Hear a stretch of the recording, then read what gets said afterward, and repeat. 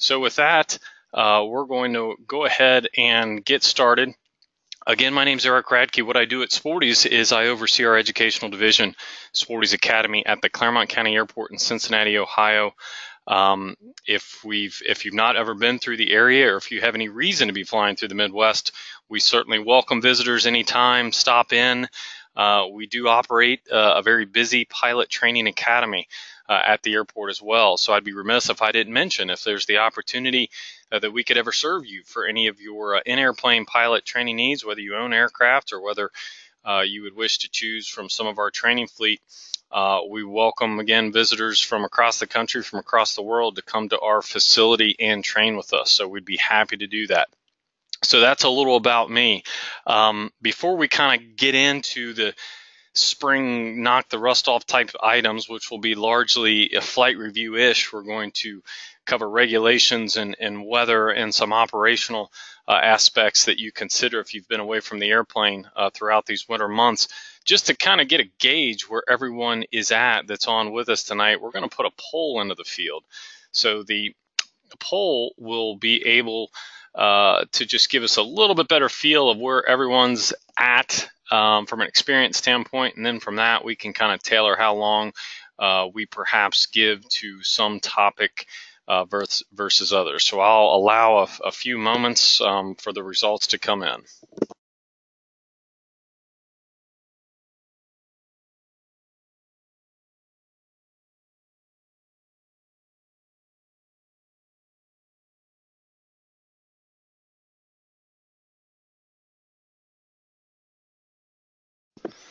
Well, thanks for that feedback. So it looks like it's kind of a split down the middle. We have about half that are licensed pilots that have been away from some period of time and are definitely looking to knock the rust off, which was kind of the goal of tonight's presentation. But gosh, we have a little over 40% that appear to be kind of current pilots, but always looking for a good opportunity to continue learning. So I certainly applaud that.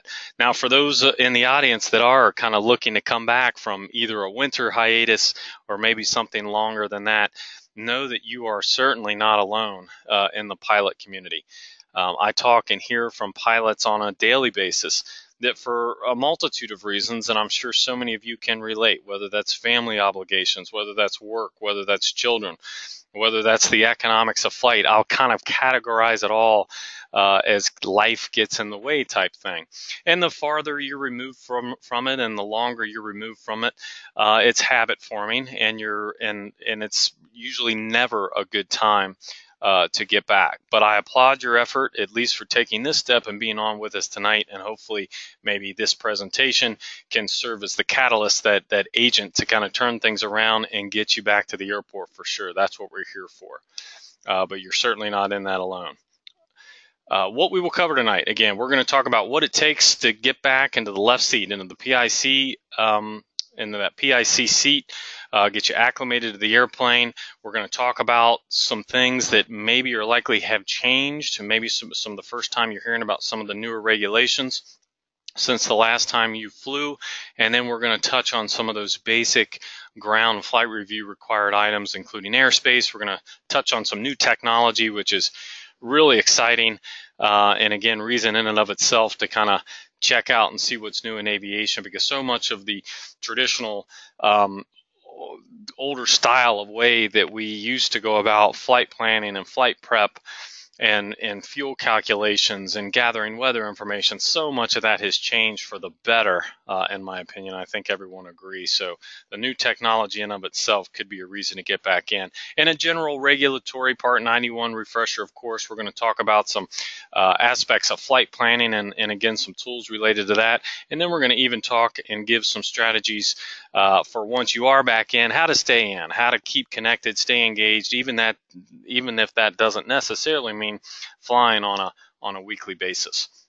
So to dispel a couple of the myths that are out there, often I hear about these frequently from pilots who have been away for some time, and this can be a source of angst or trepidation for some pilots.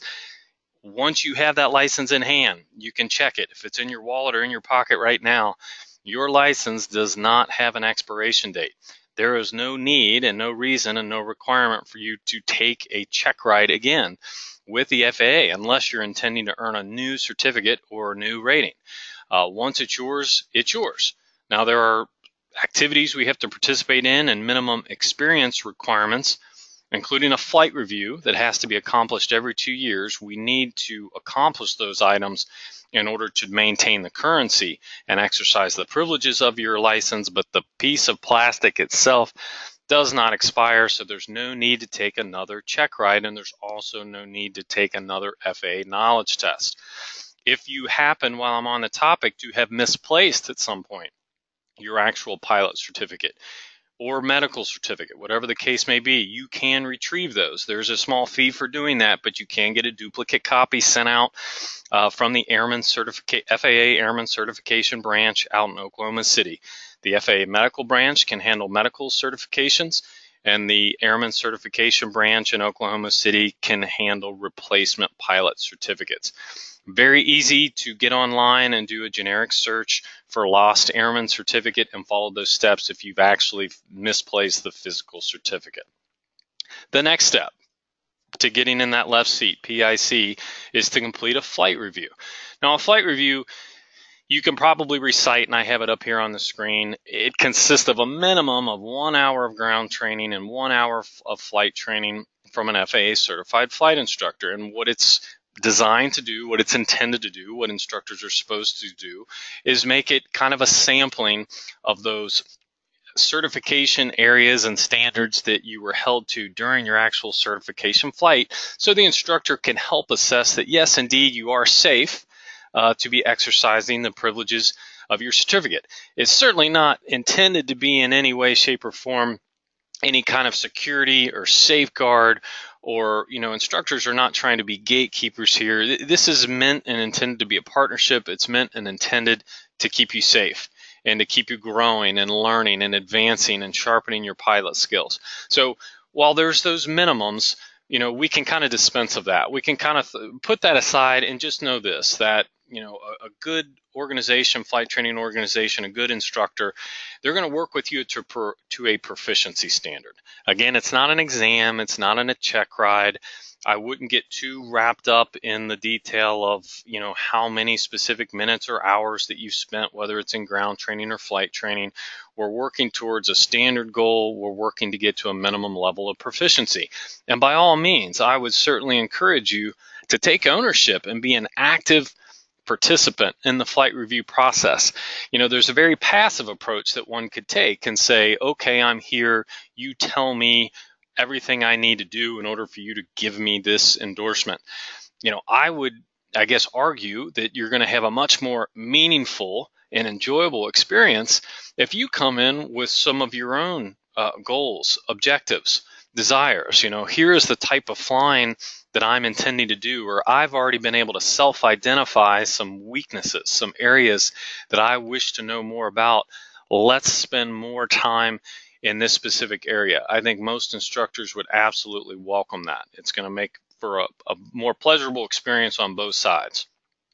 Next, step 2, getting back to PIC.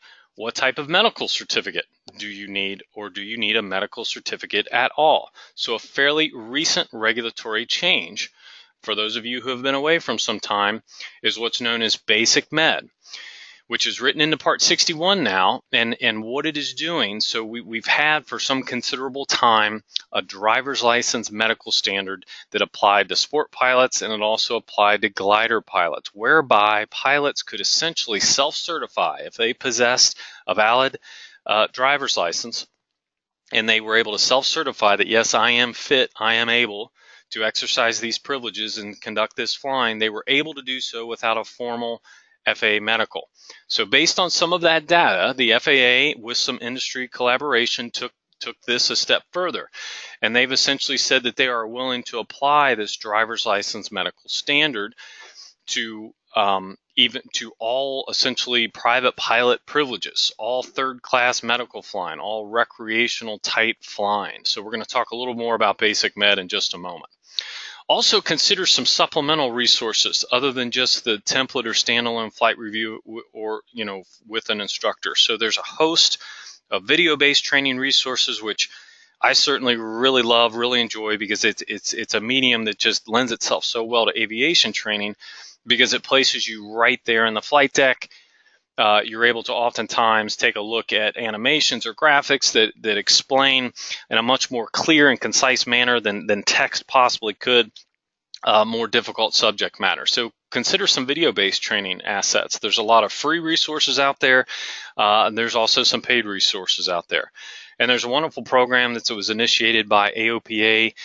Sporty's is partnering in it, and it's called the Rusty Pilot seminar program. So AOPA throughout the country for the last several years has been sponsoring and hosting these Rusty Pilot seminars, which are several hour mini ground school intended and meant, and at the end to provide all the requisite ground school for the flight review. So the only additional step you might need to take would be to get in the actual airplane with the instructor. That is free for AOPA members. There is a charge if you're not an AOPA member, but it's free for AOPA members. So encourage you to go online, search for a Rusty Pilot seminar potentially in your area. If you happen to be attending Sun and Fun coming up in just a few weeks, or Oshkosh over the summer, there's always those presentations that are being held there.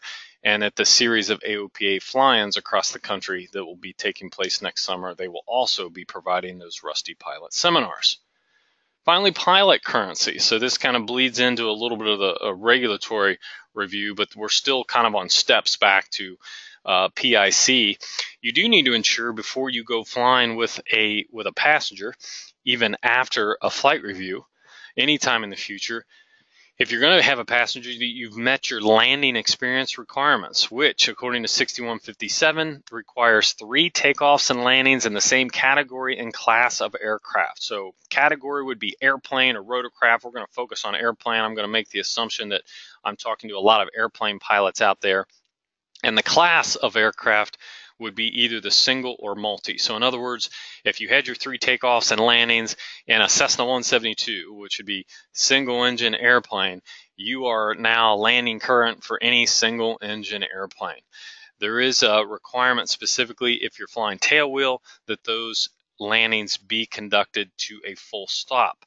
Also for night currency, in order to fly passengers at night, there is also a requirement that your 3 takeoffs and landings in the preceding 90 days do happen to a full stop, and they do occur between the hours of 1 hour after sunset to 1 hour before sunrise.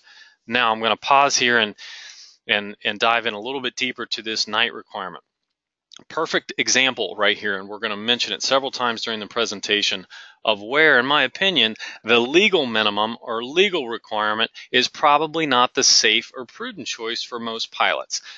The example being, here, by the letter of the law in this regulation, we know even this time of year and over the winter, there's a very short twilight period, and because of the angle of the sun, of course, those periods of twilight, they're longer periods over the summer. So in other words, the sun can set during this time of year, and you might only have 20-25 minutes of twilight where you do have some light. It's not actually pitch black yet.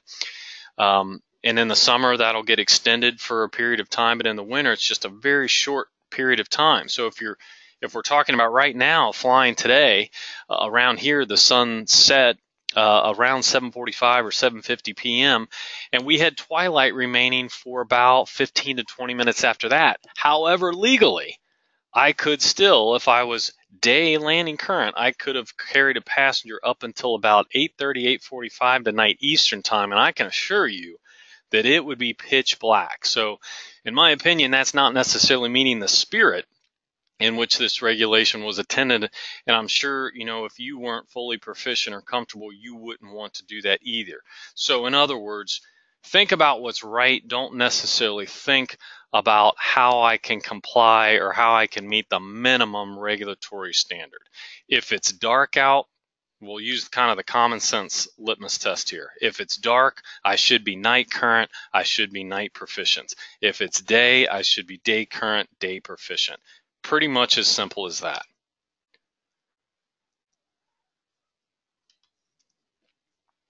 back to the medical, renewing your medical, like we said before, maybe because we do have this new vehicle, this new basic med option that many pilots out there on the line right now could probably take advantage of. So if you will need a medical, you will need to consider renewing a traditional FAA medical. If you previously had a medical that expired any time prior to July 15th, 2006. So that date is very specific. We'll talk a little more about that in a minute. Or if the flying you intend to do is going to require either a first or second class privileges. First class medical privileges is essentially airline flying, that type of flying that would require an airline transport pilot. Second class privilege type flying is essentially commercial pilot flying. If the flying you're doing would require a commercial pilot certificate, as in you're going to get paid for flying, you're going to need to maintain a second class medical, you're going to need a traditional medical. However, if you choose to fly under basic med, so all third class type flying, VFR, IFR, for recreation, for private business travel, you're not being paid for your flying services, all of that type of flying could be done under basic med. You also do not need a medical, traditional medical, if you're going to be flying gliders or flying under light sport aircraft rules. So light sport aircraft rules, just as a bit of a sidebar, those are aircraft two-place maximum, less than 1,320 pounds, fall into the light sport category. If you're going to be flying light sport aircraft, you can take advantage of that driver's license medical standard. So, back to that magical July 15th date, you are eligible to fly under basic med, meaning you may not have to ever go back and get a traditional medical certificate if you had a valid medical at any time after July 14th, 2006. And again, it's flying that you could have been doing with a third class medical, any recreational or private type flying. A couple of caveats or restrictions if you are going to operate under basic med. You're only allowed or permitted to operate an aircraft with up to 5 passengers and up to 6 seats max. So in other words, yourself and 5 passengers in the aircraft. Now that's an aircraft limitation. So the aircraft itself, it's not like you could fly an 8 passenger but limit it to 6 or 5 and be okay. If the aircraft itself has more than 6 seats, you can't use basic med. You would have to have a traditional medical. The aircraft also can weigh no more than 6,000 pounds, and you are operationally restricted to 250 knots and 18,000 feet. Now, for a lot of us, that's not much of an issue. You're not going to have a lot of single-engine aircraft or even light twins that are flying more than 250 knots or higher than 18,000 feet. You're typically up into the turboprop jet world. It is restricted to both the United States and also the Bahamas recognizes basic med. Now, we'll kind of break basic med. If you're lighting up right now and you're thinking, wow, this is wonderful, I don't have to go through this process of seeking out an AME and going the traditional medical route. I've met these requirements of basic med. Next 2 steps. You do have to complete online training. It is available free. There are 2 options. AOPA has an option. And also there's one additional option that you can look at through the FAA Basic Med web page, or also on the AOPA Basic Med page. But search Basic Med Training and it'll take you right through the medical self-assessment course. So you do have to take it initially, and you're also required to take it every 2 years while you're utilizing the privileges of Basic Med. Also, you're required to complete an FAA-provided checklist, which again is on the FAA Basic Med website, with a physician, with a state-licensed physician. Now, the way this was imagined, it was imagined that pilots could use or would use their primary care physician, just like you would ordinarily go to see your physician every so often, maybe for a physical. You would see your primary care physician, likely covered under insurance, but technically speaking, you could go see any state licensed physician. You do have to do that. You have to see this physician every 4 years. So you have to see him initially as a baseline to use basic med, and then at least every 4 years. And while you're there, have to complete this FAA provided checklist, which again is on the FAA Basic Med webpage. You're also required to maintain that same valid driver's license, and it hopefully goes without saying, whether you're going a traditional medical route or basic med, we all need to continuously self-certify, making sure that we feel good about operating that aircraft, because it is an awesome responsibility. Now, if your medical expired prior to that magic July 14th, 2006 date, you will have to get a baseline medical again. So you will have to go back and get one medical, but then from that point forward, you may only, that might be your last trip to see the traditional AME, and you could do your flying under the basic med. This does apply basic med to special issuance. So I know there's a lot of special issuance medicals out there. I'm sure there's some special issuance medical recipients that are on the line right now. So this does also apply to special issuance. Now, there are about 4 categories of afflictions that would prevent you, which are outlined on the Basic Med webpage, which still, even with special issuance, may prevent you from flying under Basic Med. But for the most part, the rule rather than the exception is it applies to even special issuance flying. So this was a big win for general aviation. Many of the advocacy groups that worked long and hard with the FAA to come to this, and hopefully it's just one less barrier out there for those of you especially who are looking to get back into aviation after some hiatus. Now, I've probably sparked some additional curiosity, and I know there's a lot of probably unanswered questions related to basic med itself. This isn't intended to be a basic med course in and of itself, so what I want to point you toward that's up on the screen now, Sporty's has a pilot's guide to basic med published and posted on our studentpilotnews.com website.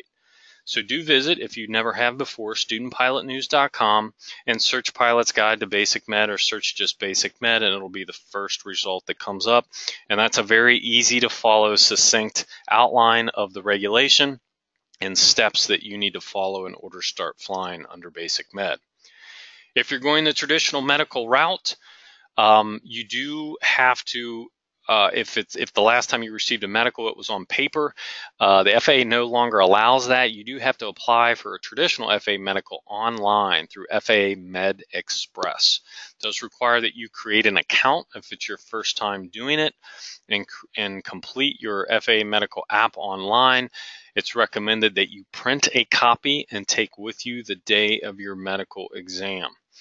And then remember, those standards for a third-class medical haven't changed. Generally speaking, if you're in decent health, not taking any regular medication, it's just a very basic physical, eye exam, drug screen, hearing exam, and you'll be on your way. Medical durations in the traditional sense, if the medical was issued when you were under the age of 40, it's good for 5 years, 60 months. If you were 40 or older at the time the medical was issued, it is only valid for 24 calendar months. If you're flying with traditional medical, you do have to have a copy of that medical certificate with you while you are flying, along with your pilot license, along with a government-issued photo ID. If you are flying under Basic Med, you do not have to have proof of Basic Med with you. You do have to have your photo ID, driver's license, and pilot certificate with you. But you could be asked, it's certainly within the right of FAA to ask to present proof that you've complied with Basic Med. You don't have to do that on site. You don't have to have a logbook with you, or you don't have to have a certificate with you on your person, but you could be asked to provide evidence that you comply with Basic Med. So keep good records. It's probably a pretty good practice to make note in your logbook when you did complete your Basic Med checklist, so it's very easy to find. You just want to have that information at the ready should you ever be asked about when you last complied with Basic Med. Online training every 2 years, going to see your physician every 4 years. If you need help or assistance finding an AME in your area, very easy to do. Just Google search Airman Medical Examiners, AMEs, whatever you would like. There's the direct URL. You can search by zip code, you can search by state, you can search by county, and you can find AMEs. I'll also recommend maybe as a step one, if you know some other pilots, if you're going to the airport to talk to some other pilots, I think it's always good practice for referral. I like to get referrals for anything I do in life, whether it's going to see the doctor or going to a new dry cleaner, whatever the case may be. So if you're able to connect with another pilot, ask around, see what AMEs in the area that people enjoy going to and that other people are using, and take that as valuable kind of insight. Note on Sport Pilot, if you're in the category of possessing a recreational or private pilot now, private with instrument, whatever the case may be, and you're interested in taking advantage of the driver's license medical and applying it towards sport aircraft, the only thing you need to do is complete your flight review and then limit yourself to the requirements of a sport pilot. That's essentially it. Now, depending on that's legally all you have to do. You can let your medical lapse. Remember, for any of these things, though, if your medical has been revoked or suspended or withdrawn in some manner, you do have to go back for a baseline medical before you can do any of this, before you can fly under basic med, before you could fly on sport sport pilot privileges, whatever the case may be. Now, that's legally what you're required to do. Practically speaking, you're going to want a good checkout. You're going to want a good checkout in a sport aircraft. So you're going to want to seek out a sport aircraft instructor and get some good solid dual instruction before you take that leap into the sport aircraft. Some new technology as we kind of shift gears for just a second. So many of you have heard, unless you've been completely trapped somewhere, trapped away, of the rapidly advancing technology that has come to our flight decks that has made situational awareness, our access to information, it's been transformative. It's been revolution, in my opinion, in aviation, especially in light aircraft flying. Some of this sophistication used to be only reserved to the most sophisticated newer airlines. Now it's right down here to our light airplane GA flight decks. And some of this technology is the envy of a lot of airline pilots. So a note on the technically advanced aircraft. This is not reason to be intimidated. Know that if you have been using a smartphone, if you're an iPhone user, if you're an Android, Samsung user, if you have an iPad, you're halfway there in that you understand the menu systems, you understand how to drill down, you understand that there's usually an escape or home key on so much of these devices. So the learning curve is definitely not going to be quite as steep as you're probably envisioning, because you're accustomed to using many of these electronics. Some of these are coming now with touchscreen as well, just like we're all used to using on our phones and on our tablet devices. There's a lot of wonderful online resources. Again, there's pilot's guides for most of these avionics suites that are published free. There's online tutorials. Oftentimes, there's even computer-based simulation programs that you can download for free and take advantage of. So I don't want to understate the importance of thorough checkouts and being able to use these systems, but certainly don't view it as the daunting task that you may have imagined. Because again, with technology becoming a larger part, playing a larger role in our everyday lives, this is a much more easier transition, in my opinion, than it once did. Most of these units, while the logic is not going to flow from one manufacturer to the next, most have escape keys, as we call them. Most have direct functions.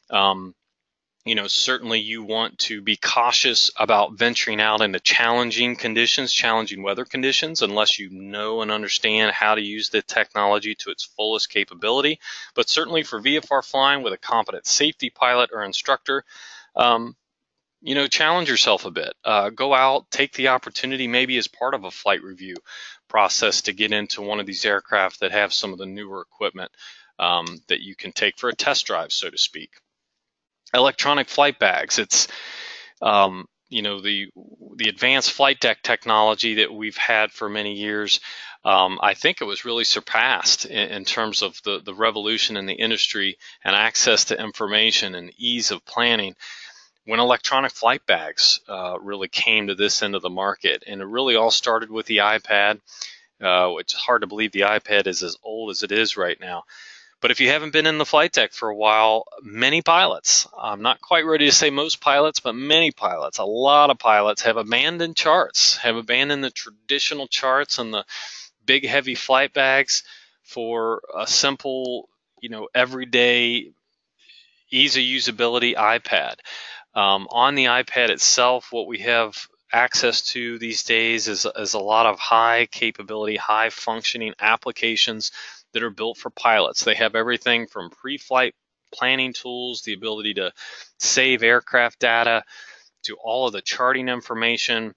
Chart supplement used to be AFD, sectional charts, IFR charts, high and low, airport diagrams, the ability to track your position or overlay position on these devices. It's really an all-in-one device. And again, I don't say this is overwhelming. I say this is a positive thing. This is a great time to be getting back into aviation if you haven't seen the application of some of these EFBs put to use on the flight deck. It's really quite amazing, and it's just done wonders for safety and the ability to access information, situational awareness, all those things. The iPad, while there's certainly industry best practices at a very low level, very baseline level, it certainly is a legal replacement for charts. As long as you have access to all that data, no matter the form, whether it's hard copy form or electronic form, you've certainly met your obligation in that respect. So if you wish to explore some applications for your tablet device, certainly I would throw up there ForeFlight, Garmin Pilot, Flight Plan Go, and WingX as some of the industry leaders. And I would say this, again, this isn't meant to be a comprehensive presentation on apps for EFBs, but most of the app providers do allow you to download the app and at least have access to some, if not all, functionality for some trial period of time. So while each of these applications will, for the most part, give you access to the same amount and same type of information, how they go about doing it, how they present information, how you access information, it's going to be a little bit different. And each pilot, they have features and functions that they value higher. It's kind of like pilots choosing headset brands or mass consumers choosing between Pepsi and Coke. It's something that you just have to kind of test drive. So my recommendation would be at some point down the line, after you're back in the PIC seat, is to take some time, download each of the apps, go flying with them, and see which one you like best. Kind of continuing what we have access to with and how revolutionary these devices, have become. We also have the ability now to make use of portable ADS-B receivers. ADS-B is a government-based broadcast, ground-based, ground station broadcast of all kinds of in-flight information, including weather, including traffic, including other information like NOTAMs and TFRs and pilot reports, that's done subscription-free, pumped up from ground stations. And if you have access to these portable ADS-B devices, which come from a number of manufacturers, I'm going to mention Stratus ADS-B weather receiver, which is certainly one of the industry's most popular, does interact with ForeFlight, and again, it does in-flight just like you would have connected to the internet on the ground. You'd have access to weather information, traffic. It's its own built-in GPS receiver.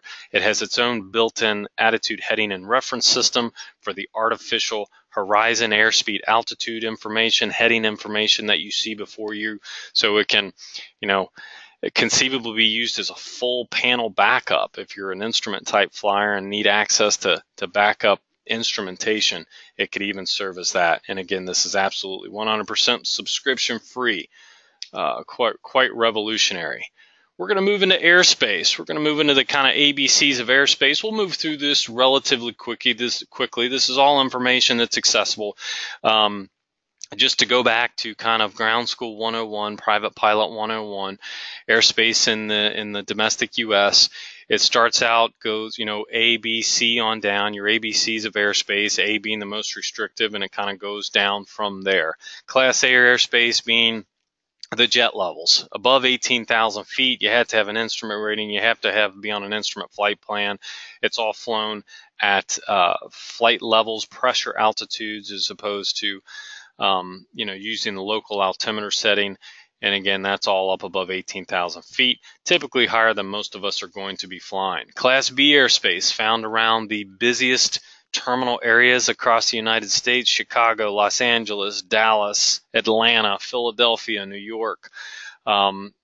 These are really no two Class B outlines or footprints are created equal. They can all vary, and they generally do all vary somewhat based on the local traffic demands. But in a general sense, about 30-mile radius.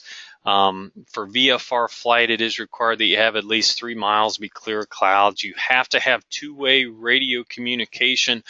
And you also have to have permission if you're a VFR flyer to enter Class B airspace. That's different from Class C and D. So in other words, you have to hear on the radio specifically your tail number and that you are cleared into Class B airspace. You have to hear those words in order to be able to operate.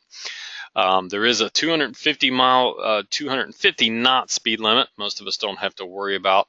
And for a lot of Class B areas, student access or access to any certificate holders less than private pilot is restricted.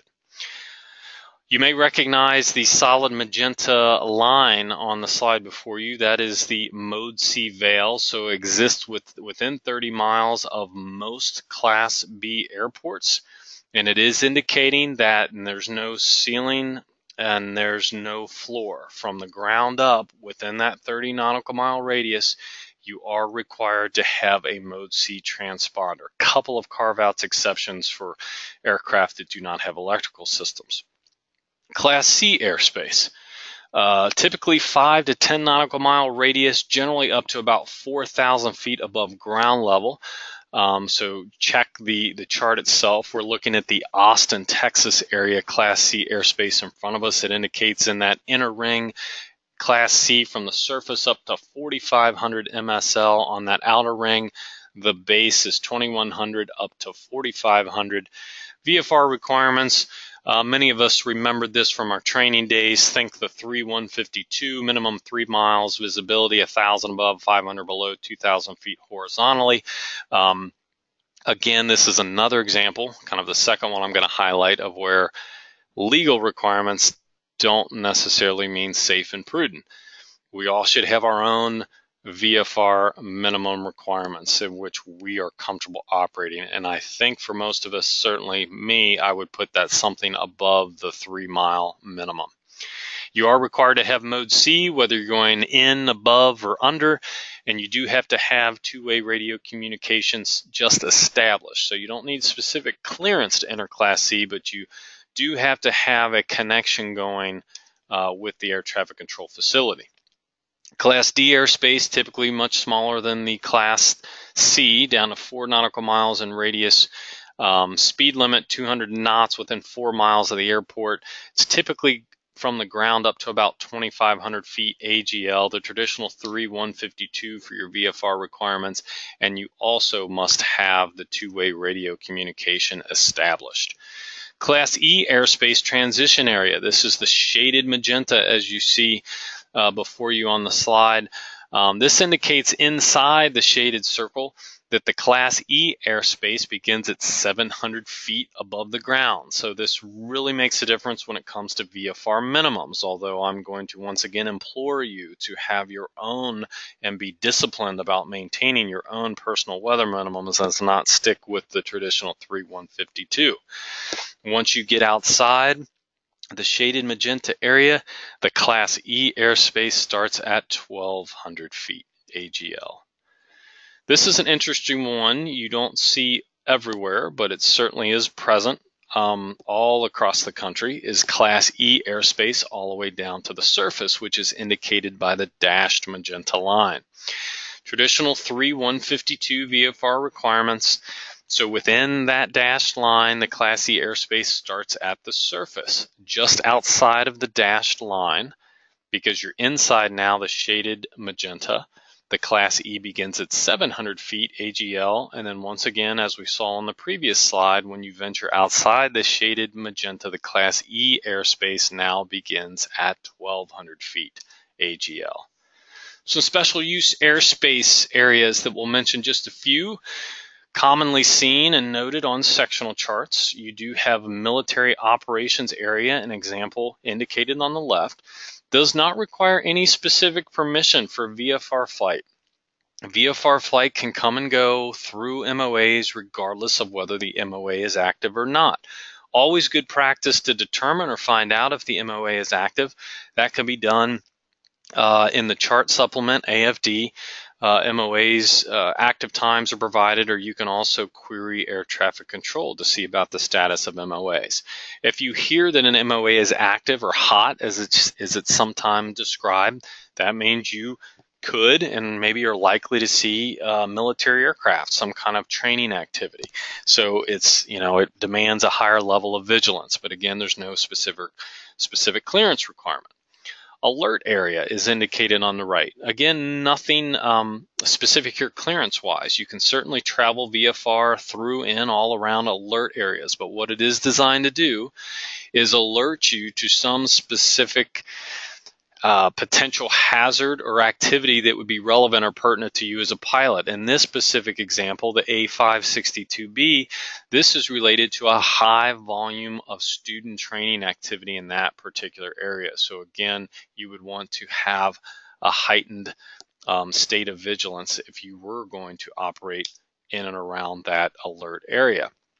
Warning areas essentially are the same as MOAs, but they are off the coast. They are in international waters outside of the U.S. And on the right, you're seeing an air defense identification zone, which is also surrounding the continental United States. If you're going to cross an air defense identification zone, you must be on a flight plan. Prohibited areas. Prohibited areas, the name says it all. Flight is prohibited. So prohibited areas, some prohibited areas can be active and prohibited at all times.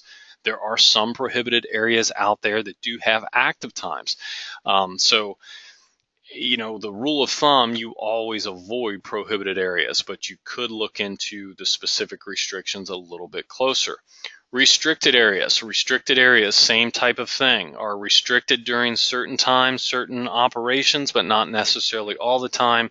So you would want to query the controlling agency to determine the specific status before you wanted to cross into any type of restricted area.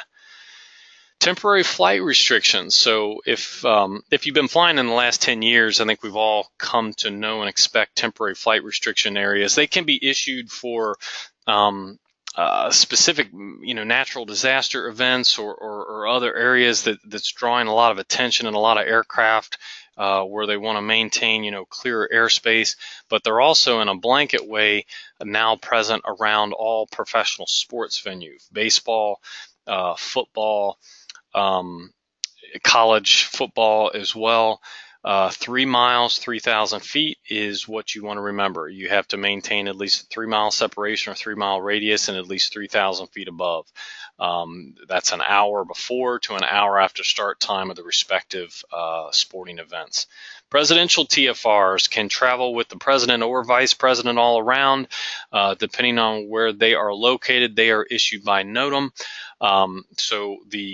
What we have going for us now, if you are fortunate enough to be operating with a tablet or EFB, this information can be provided via the ADSB broadcast, and you can get it in a pictorial format to make it very easy to use. If you're going to be flying in or around the Washington, D.C. area, do know that within 60 nautical miles of the Washington VOR exists the Washington, D.C. Special Flight Rules area. What you need to know is that if you intend to fly their VFR, you need to undergo specific training and know the operational procedures for doing so. It is required that you receive this training and possess a certificate of completion. More information, including the free course, is available at FAAsafety.gov. Some regulations that may be of interest or may be of note. If you've had a change of address, if that occurred years ago or whether it's happening right now, do remember you're required to notify the FAA officially within 30 days, but even if it's been much longer than that, go ahead and make the notification. The easiest way of doing so is on the FAA website. Just search FAA address change. Maintenance requirements. All aircraft have to go through an annual inspection. Not that you are going to be poring over maintenance records, but if you're going to work with a flight training academy or rent from a facility for the very first time, it's never a bad idea to ask about the current status of inspections. VORs have to be tested, inspected every 30 days if you're flying IFR, 100-hour inspections for aircraft for hire, transponder and altimeter and pitot-static systems every 24 months for IFR flight, and ELTs if required on an annual basis. FAR 9117 governs the consumption of alcohol. The rule, the minimum, another case here where the minimum doesn't necessarily be safe or prudent, prohibits consumption of alcohol within 8 hours of flying. Best practice, certainly, and alcohol affects each and every person a little bit different, but would be in that 12 to 24-hour category at least. You're also prohibited from operating under the influence, that probably goes without saying, or with a blood alcohol content of 0.04% or greater. Also tends to get glossed over. Do remember that it is also prohibited by 9117 to fly while using any drug that affects a person's faculties in any way, contrary to safety. Where this can catch people off guard is especially during the spring allergy season or the fall wintertime cold season. One of the biggest category offenders for pilots is the use of antihistamines. Second to that might be cardiovascular or blood pressure medication, any form of pain meds or antidepressants. Read the bottle at the very least. If there's any cautions on your medicine bottle about impairment related to driving or drowsiness, that is definitely a no-fly item. But these cold allergy medicines are definitely probably the largest offenders. The guidance as a minimum that is provided by the FAA if you are taking these medications is that you should wait at least 5 times the dosing interval before taking your last dose before you should operate an aircraft. So that would be if it's telling you to take the medication 4 times daily, that's every 6 hours, 6 times 5, that's 30 hours without the medication before you would operate the aircraft. Do remember minimum safe altitudes. The blanket requirement is that you be able to execute an emergency landing without undue hazard to persons or property. It gets more specific that related to congested areas, that denoted by yellow on the sectional chart. You do have to remain at all times 1,000 feet above the highest obstacle and 2,000 feet horizontally, other than congested areas 500 feet. And then, of course, over sparsely populated or open water, it can simply be 500 feet from any person, a vessel, vehicle, or structure. Pre-flight planning 91103. This trips a lot of people up because it sometimes seems almost impossible to comply with. Not really. We'll talk a little more about that. But it does require that before each flight you do become familiar with all available information concerning the flight. Fuel. When is there too much fuel? Really never. Virtually never is there too much fuel. 91151 does require a minimum of 30-minute reserve during the day. That's going to your point of intended landing and flying for an additional 30, or at night plus 45. My advice, rule of thumb, always carry at least 1 hour. Always carry at least 1 hour. And when you're doing your flight plan, always plan for kind of the worst case scenarios. Always round up to the higher fuel burn. Always round up to maybe less helpful wind conditions, that type of thing. Always tack on additional fuel for your climb and descents. And if you're going into busier airspace, do keep in mind that you could get vectored out of the way. That could easily add 15-20 minutes onto your flight. So that extra hour is definitely a good rule of thumb. Closing out regulations. If you do, we all make mistakes. hopefully the more prepared, the more we practice, the more we commit to our craft of aviating. We minimize the mistakes and we minimize the potential ramifications from those mistakes. But if mistakes are made, there is a venue. It's maybe been a while since you've heard of it, but the Aviation Safety Reporting System, or NASA form is kind of the generic term, is a vehicle that we have available to us, is a mechanism we have as pilots, anyone connected to aviation, where you can submit safety-related items. You can talk about events that took place that compromise safety without fear of retribution for doing so. So this is done and handled not with FAA, but through NASA as kind of a third-party ombudsman. No data to the FAA is shared that would connect you to a specific event, and there is a strong enticement for pilots to participate, and that is if a mistake was made or there was some, again, unintentional event that happened that technically may have been some form of violation. Probably the most likely scenario, maybe an airspace. Maybe you penetrated possibly a TFR, or maybe entered Class B airspace without specific permission. You can report using this system, and if you do so within 10 days, you can be granted immunity from any sanctions that the FAA could levy against you. Weather review. Big picture weather review, a lot of great graphical resources. So that's what's been wonderful about the newer technology and the newer reports that the FAA has gotten behind producing, is that no longer are you having to read through pages of text that doesn't make a whole lot of sense, that ends up with a lot of abbreviations and 3-character VOR identifiers that we're not sure where they're located. Pictures worth 1,000 words for sure.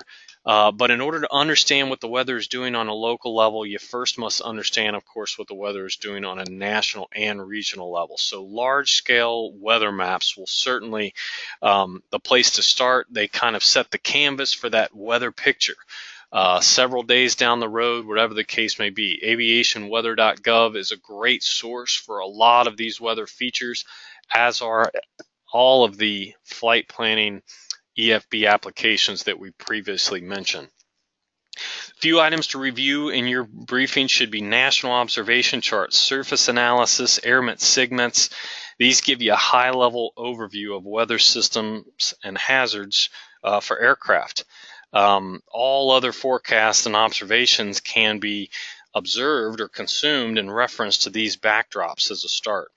With that large focus still in mind, you then want to switch to forecast over larger area. Prog charts offer the best long-range planning, but are still definitely useful in that 0 to 12-hour range. Depending on which charts you may have available to you, you would consider potentially the convective forecast, extended convective forecast, icing forecast, turbulence forecast. There's an example of the convective forecast too, which paints a very clear picture of what is expected in the southeast coming up. I believe that is valid. That might have been potentially for today.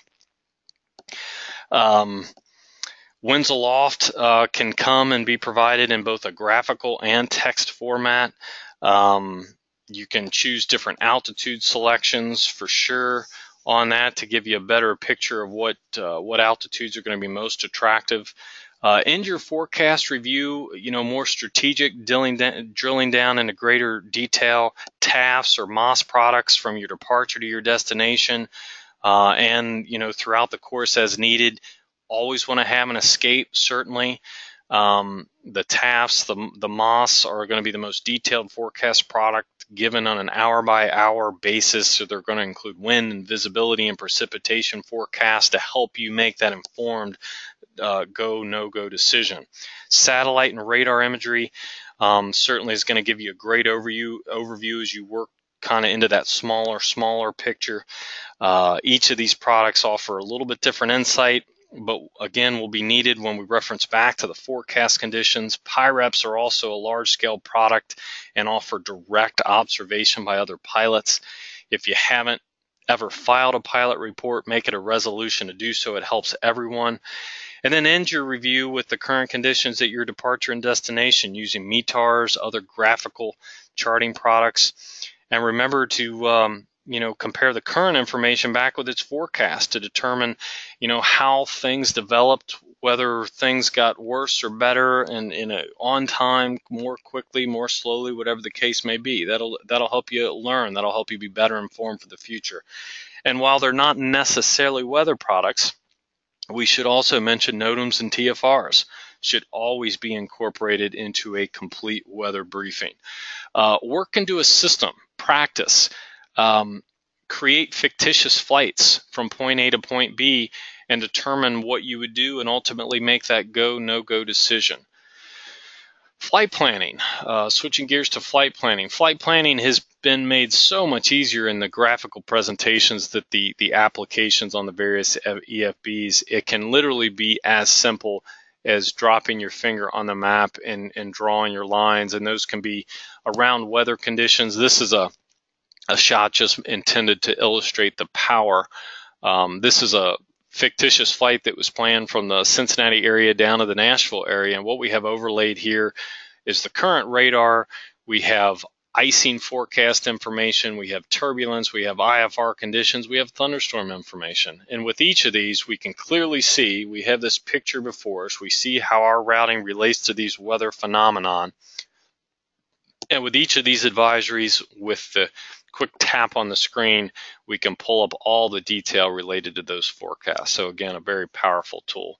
Another fictitious flight, just to illustrate the simplicity of flight planning when it comes to these applications on the EFBs. Flight from the Cincinnati area up to Columbus. This is done with aircraft data already entered into the application.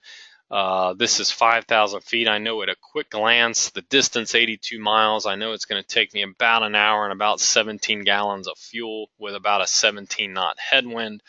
I know all those details, again, that are provided there in the nav log. And I even can take a look at the altitude profile in this particular app, which happens to be ForeFlight, and know that 5,000 feet is going to keep me well clear of any obstructions between Cincinnati and the Columbus area. So again, that's not intended to be a presentation on how to use those features. It's just kind of enticing you to dig in a little bit and appreciate some of this technology that's available to us. And then when it's time to execute, we already talked about the possibilities of ADS-B up to the flight deck, and there's also satellite-based Sirius XM, which is paid subscription weather, that again allows you to pump all this information right to your either installed avionics or in a portable format right to the iPad. Flight Service still has a wonderful website too that has a lot of these great graphical tools and flight planning tools that we've talked about. That's available at 1-800-WXBrief.com online, and you also have the ability to still call Flight Service and get traditional briefings. These are experts in specific areas that can offer some great insight, and sometimes it's just not an option for us to jump online. So it's still good practice if you haven't spoken to a briefer to exercise that kind of that skill, that privilege every now and then. You can contact Flight Service for doing everything that you always have. And en route, do remember that you have frequencies published from time to time, either remote communications outlets or sometimes communication frequencies published over VORs that will allow you to speak direct to a briefer. Always a good idea en route to obtain VFR flight following if possible. These are VFR advisories provided by ATC. Simple request that you would like flight following with ATC, and workload permitting, they're going to assign a transponder code and follow you all the way to your destination. An extra set of eyes, an extra set of helping hands in the event of an emergency, and they may even provide handoffs along the way to different ATC facilities.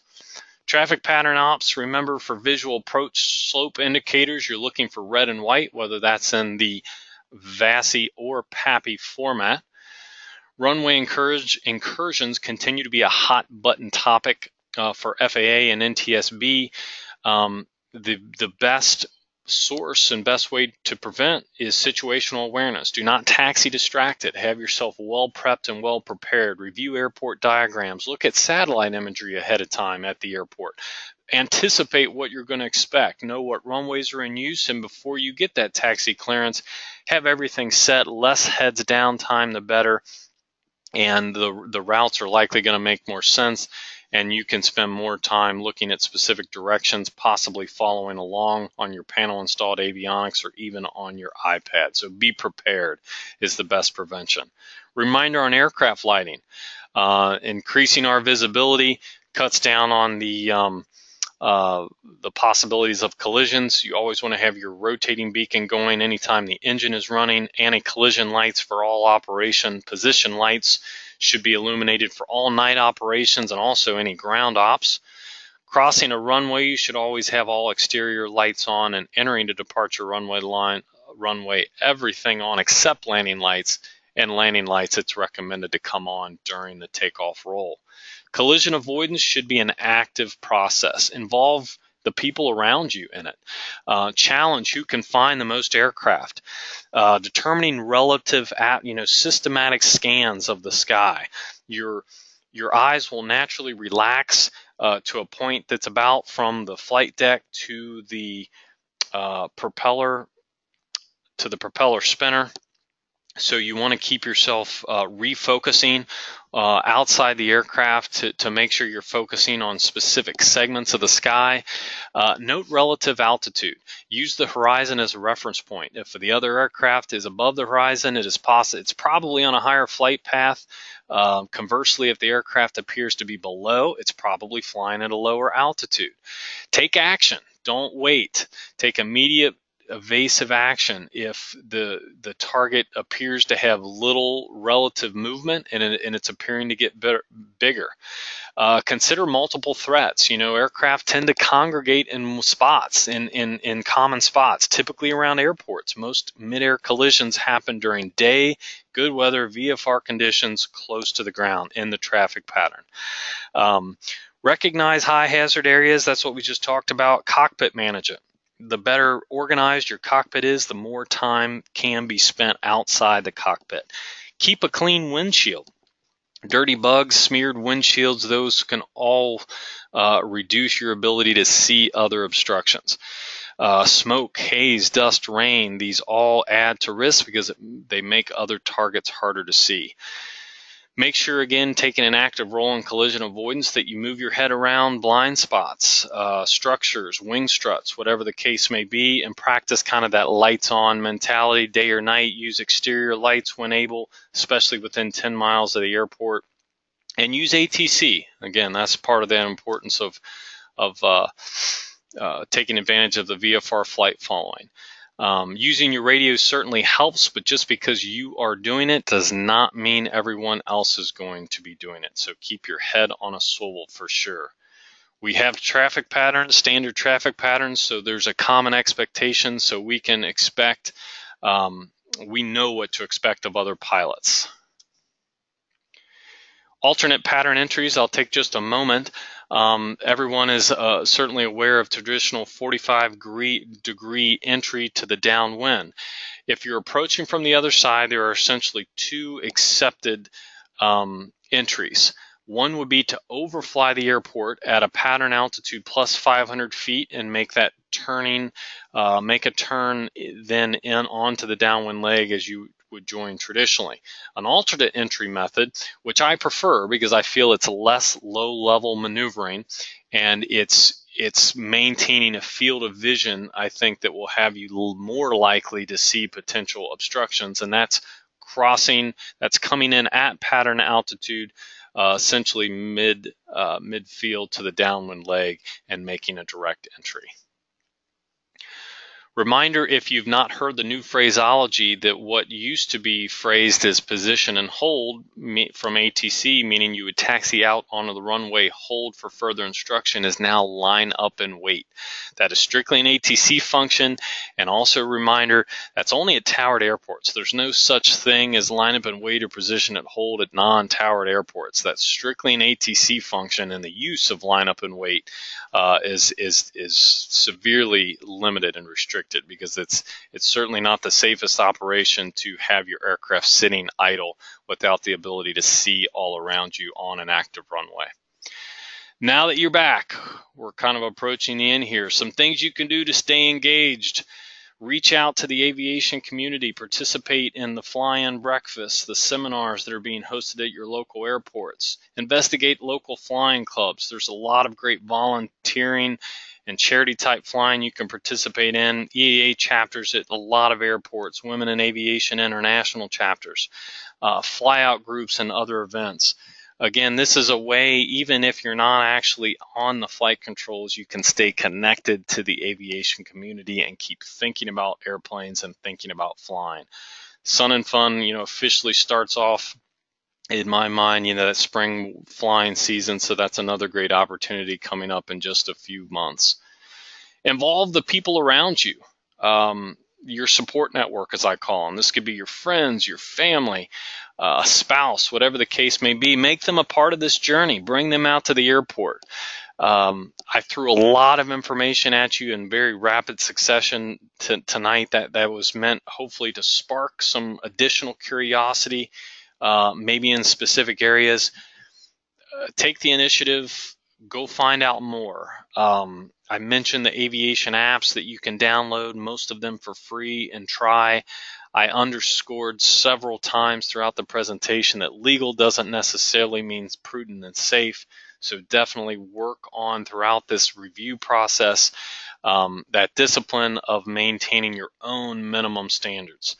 Explore many of the free resources, training and otherwise, that are out there. Sporty's offers a few. Sporty studentpilotnews.com. I mentioned our Basic Med Pilot's Guide that's posted there. Also iPadPilotNews.com. Both of these come with the ability to sign up for a free online newsletter. iPad Pilot News being anything related to EFB and the iPad itself. So with that, we've actually crossed just a little bit over our hour right here. So what I would like to invite you to do, since we're a little bit past our time, certainly visit us at sportiesacademy.com. You will have automatically the ability to provide some feedback in the seminar. So if we can answer some specific questions for you as follow-up to that, please submit your questions via email. You can submit those at any time to fly@sporties.com, and we'll be happy to get those answered. Again, thanks so much for being with us and sticking with us tonight. I want to make mention that Sporties will have a major presence at Sun and Fun in just a few weeks. We are going to be in tent location N99, which is just outside of Hangar A. So if you are going to Sun and Fun, please stop by and look us up. We'd love to speak to you. I also want to make mention that in the Sporty's webinar archives and on the Sporty's YouTube channel, we have a multitude of free presentations that will allow you to dive in deeper to many of the individual topics we touched on tonight, but just scratch the surface. In-flight weather fundamentals, iPad proficiency checks, individual programs related to use of for-flight Garmin pilots, many of the other applications for sure. Take charge of this flight review experience. Remember, be an active participant. Take ownership. Don't be passive. Aviation is not a passive activity. It's something that you want to be active in and engaged. That's how you stay safe, and involve as many people as you can. With that, I want to offer a thanks to everyone for joining us tonight. Hope this was a positive experience. Hope, again, this will be kind of a springboard into much more for you in terms of your aviation journey. So for Sporty's Pilot Shop, again, my name's Eric Radke. Thank you very much for joining us. Our recorded presentation will be available starting tomorrow, and we hope to see you back for another presentation in the very near future. Have a great night and safe flying.